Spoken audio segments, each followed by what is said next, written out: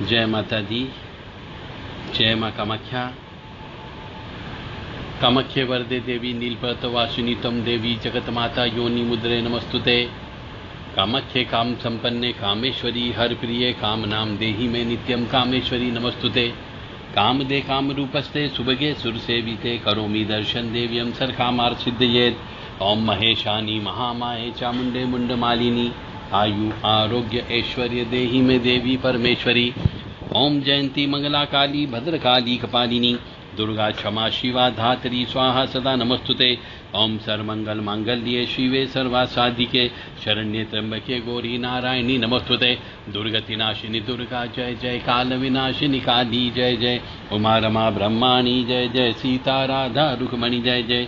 महालक्ष्मी नमस्तुभ्यं सुरेश्वरी हरि प्रिय नमस्तुभ्यं दयानिधि।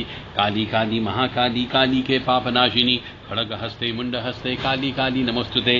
काली काली महाकाली काली के परमेश्वरी सर्वानंद करी देवी नारायणी नमस्तुते। नीरहार हार धन सार सुधाकरम महाकल्याणम दाखनग चंपकदाम्बूषाम उत्तुंग पिनिकुजुगुम्ब मनोहरांगी वाणी नमामि मनसा वत्सा विभूतिये। ओम ऐं सरस्वत्यै नमः। ओम ह्रीं दुंदुर्गाय नमः। या जल जल प्रज्वल अग्नि रूपाय ओम हौम ह्रीं श्रीं ज्वाला देवी नमो नमः। देवी प्रपन्नताति हरे प्रसीद प्रसीद मातर्गजोखिलस्य प्रसीद विश्वेश्वरी पाहि विश्वन्तमीश्वरी देवी चराचरस्य शुभं करोति कल्याणम आरोग्यम धन संपदा शत्रु बुद्धि विनाशाय दीप ज्योति नमस्तुते। या जल जल प्रज्वल अग्नि रूपाय ओम होम ह्रीं श्रीं ज्वाला देवी नमो नमः। ओम त्र्यंबकं यजामहे सुगंधिं पुष्टिवर्धनम् उर्वारुक्मी बंधनान् मृत्योर्मुक्षीमामृतात्। ओम होम जूं सः ओम भूर्भुवः स्वः। ओम त्र्यंबकं यजामहे सुगंधिं पुष्टिवर्धनम् उर्वारुक्मी बंधनान् मृत्योर्मुक्षीमामृतात्। ओम स्वः भुवः भू ओम सः जूं होम ओम हम हनुमते रुद्रात्मका हुं फट। ओम ह्रीं हनुमते रामदूताय नमः।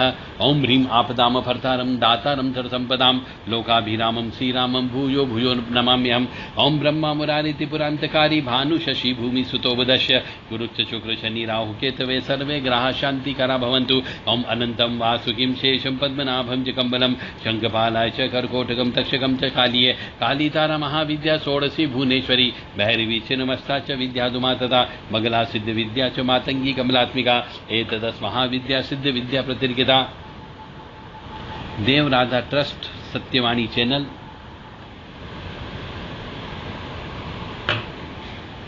जब मनुष्य साधारण पूजा करता है तब तक उसके ऊपर विशेष ईश्वरी कृपा प्राप्त नहीं होती कि हाँ ठीक है बस दुनियादारी चल रही है पूजा पाठ करके। भगवती भी कभी कभी निगाह डाल लेती है परंतु कुछ करती नहीं है। परंतु जब कोई मनुष्य विशेष उद्देश्य लेकर के विशेष संकल्प लेकर के विशेष इरादे से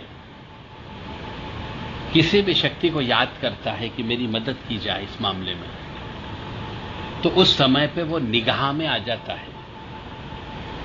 और जब एक साधक किसी देवी या देवता की निगाह में आ जाता है तो उसकी परीक्षा होती है और परीक्षा में वो कई बार फेल हो जाता है। इसका एक अच्छा सा उदाहरण आपको मैं दे दूं कि एक साधारण दुकान वाला, चाय नाश्ते की दुकान वाला, पान की दुकान वाला या छोटी मोटी दुकान वाला व्यक्ति, उसके यहां कभी भी इनकम टैक्स का छापा नहीं पड़ता है, क्योंकि उसके यहां पर इतना धन ही नहीं होता है, वो उतनी मेहनत नहीं करता, उतने पैसे नहीं कमाता कि इनकम टैक्स का छापा डालने की नौबत आ जाए, क्योंकि वह कम कमाता है। वैसे ही यदि आप रोजाना थोड़ी थोड़ी पूजा करोगे तो वो पूजा आपके इस जन्म के कर्म के अनुसार एडजस्ट होती रहती है और आपकी जिंदगी चलती रहती है। तो भगवती की कोई खास कृपा आपके ऊपर नहीं मिलती और वह ऊर्जा का स्रोत उतना ही आप तक आ पाता है जितना आपने पूजन अर्चन किया। परंतु जैसे ही मनुष्य ईश्वर की साधना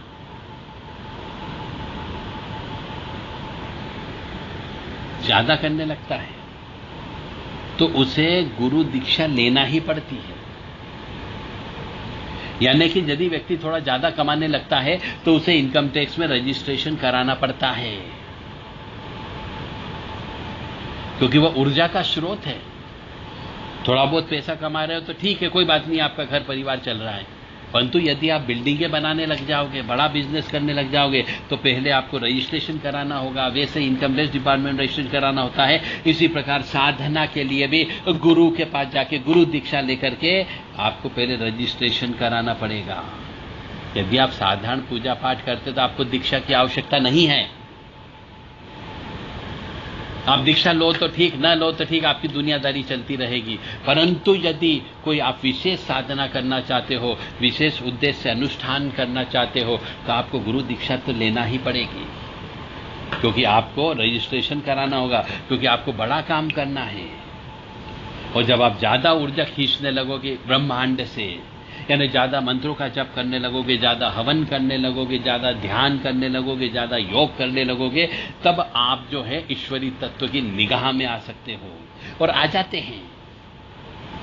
जैसे कि ज्यादा रुपया कमाने पर आप इनकम टैक्स की निगाह में आ जाते हो, और इनकम टैक्स का छापा पड़ जाता है, तो फिर आप पेनल्टी भी देते हो और बहुत सारा टैक्स भी देना पड़ता है। उसी प्रकार से जो मंत्र आप जप करते हो, जो गुरु से प्राप्त होता है, उसकी रक्षा करने वाले बहुत सी शक्तियां होती हैं। वो आपकी हर दम परीक्षा लेती है, और उस परीक्षा में कई बार आप फेल हो जाते हो। और जब फेल हो जाते हो तो आपकी जिंदगी खराब हो जाती है। इसलिए साधना जब भी करो, किसी गुरु के निर्देशन में, गुरु के सानिध्य में रह करके, गुरु से पूर्ण दीक्षित होने पर, गुरु से पूर्ण शक्ताभिषेक होने पर ही साधना प्रारंभ करना चाहिए।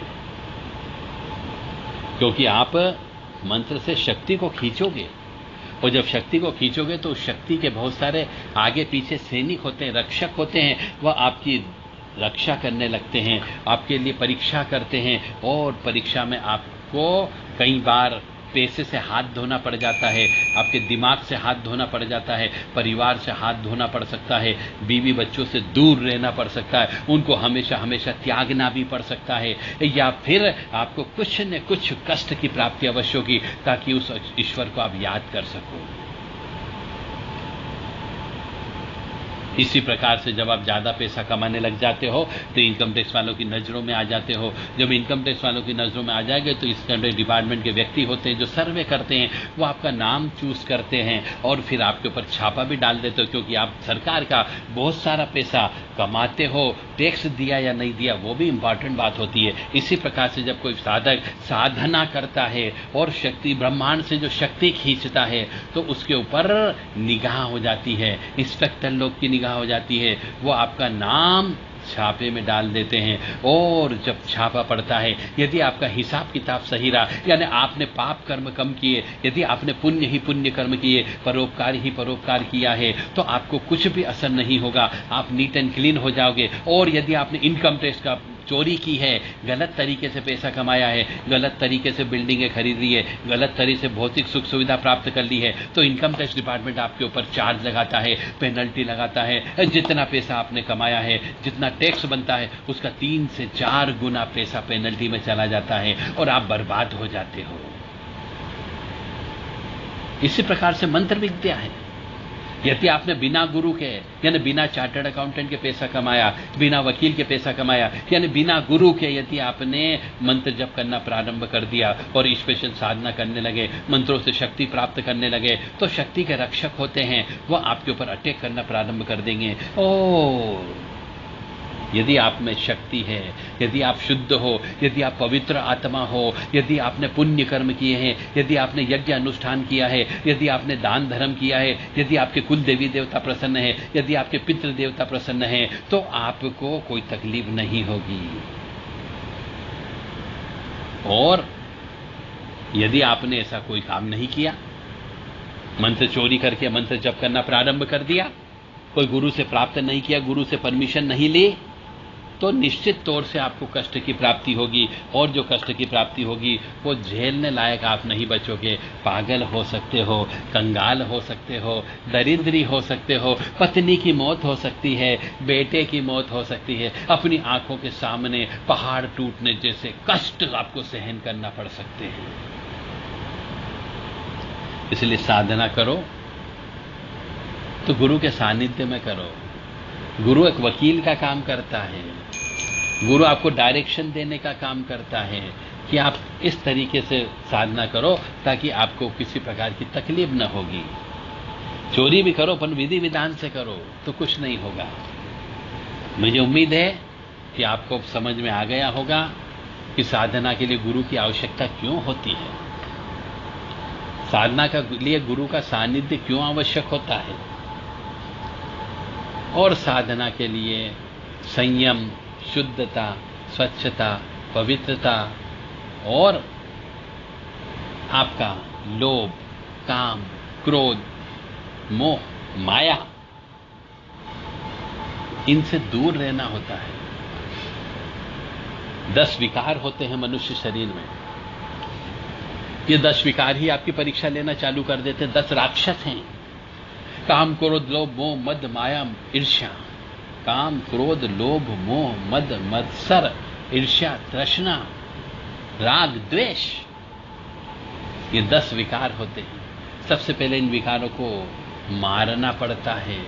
तो जो मंत्र की रक्षा करने वाली शक्तियां होती है, ये इनको मारने का काम करती है। सबसे पहले काम मारा जाएगा आपके अंदर काम भावना को समाप्त किया जाएगा, क्रोध की भावना को समाप्त किया जाएगा, लोभ की भावना को समाप्त किया जाएगा। इसके लिए आपकी परीक्षा ली जाएगी, कदम कदम पर आपकी परीक्षा होगी, और उस परीक्षा में आपको पास भी होना पड़ेगा। अब पास होने के लिए जैसे काम भावना को शांत करना है तो आपको कोई गुप्त रोग दे दिया जाएगा। अब आप सहन करो गुप्त रोग को। लोभ यानी आपको कमाने का जरिया समाप्त कर दिया जाएगा। आपके मन में लोभ उत्पन्न ही नहीं होगा। जब कमाने का ही जरिया नहीं होगा तो आप क्या लोभ करोगे?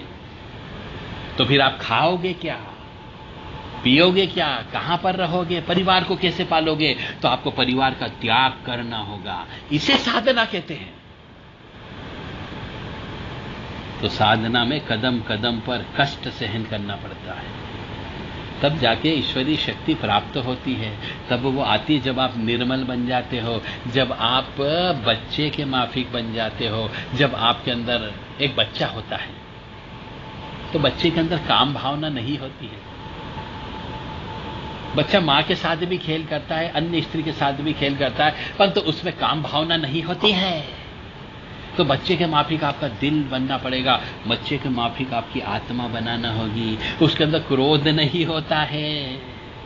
बच्चे निर्मल होते हैं, निर्मल जल के माफिक होते हैं। जो उससे प्रेम करता है वो उसके पास जाने लगता है, जो उससे प्यार करता है बच्चा उसी का हो जाता है, चाहे वो माँ हो, चाहे बाप हो, या कोई भी व्यक्ति हो। लोभ, उसमें लोभ भी नहीं होता क्योंकि वो कमाना जानता ही नहीं है। उसमें कोई मोह नहीं होता, सिर्फ प्रेम का मोह होता है, स्नेह का मोह होता है। उसमें कोई मद नहीं होता है, उसमें कोई घमंड नहीं होता है, बच्चे में कोई गरूर नहीं होता है। वैसा आपको भी बनना पड़ेगा। तो काम, क्रोध, लोभ, मोह, मद, मत्सर, ईर्ष्या, तृष्णा और राग, द्वेष, ये 10 शब्दों का अर्थ आपको समझना होगा यदि आपको ईश्वरी शक्ति चाहिए तो। और बच्चे जैसा निर्मल बनना होगा, हर एक की मदद करना होगी। आपसे आप जितना सामर्थ्य हो उतना कर्म आपको ईश्वरी नाम पे करना होगा। ईश्वर के लिए समर्पण करना होगा, ईश्वर को इस शरीर का त्याग करना होगा। ईश्वर को ही अब दे दीजिए शरीर कि अब तेरा है, अब तू जैसा चला इस शरीर को मैं चलाऊंगा, तू जैसा खाने पीने को देगा वैसा मैं खाना खाऊंगा, तू जिस हालत में रखेगा उस हालत में रहूंगा। बस ईश्वर आ जाएंगे आपके पास। तो इसलिए यदि बड़े आदमी बनना है, बड़ा काम करना है, तो गुरु का सानिध्य होना जरूरी होगा। और गुरु के सानिध्य में रह करके ही आप जप तप अनुष्ठान करें तो वो सिद्ध हो सकते हैं। जय माता दी, जय मां कामाख्या।